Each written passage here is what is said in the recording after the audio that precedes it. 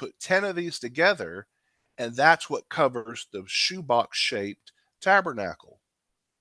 Well, we're going to see in just a moment that the Hebrew language does not say put them up edge to edge together, but actually the end outermost edge where they fit together and they cross over just a little, if you can see that. And that little bit of intersection is where the gold hooks bring these curtains together. And if you take 10 of these and you stretch them out end to end, these 10 curtains that are 28 cubits long and 4 cubits high. I'll ask you, David, what do you get when you put 10 rectangles together end to end? What shape would that make? I guess a It's a triangle. if you put 10 of them together, it would be a polygon, yes, but it would be a decagon because you have 10 of these end to end together and they create that.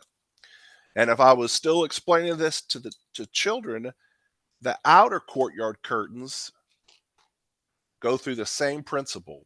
The traditional model that we see from Josephus is these curtains are bumped up edge to edge. These are 30 by 4 cubits. And so they would take 11 of these and put these together. It would look like a giant triangle.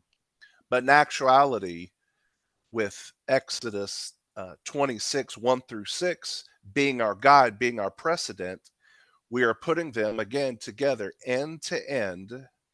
And you see right here, right where they cross over just a little bit, this is where the seam is, or in the English, some versions call it the hang over, because they're hanging over one another. And these are joined together by silver hooks. They're not end to end perfectly. There's a slight crossover. We would call it a seam. If we were stitching this, it would be the seam just like you have on a shirt or on your jeans. And we'll look at that in just a moment. And lastly, before we go back to the website, the boards of the tabernacle that make the tent part, the dome part that hold up the roof, again, in the traditional model, the boards are edge to edge. These are 10 cubits long. But in the Hebrew, we have the same word that means the cut end, the cutoff, the end. And again, these boards are put together end to end and begin to make the dome shape that we see.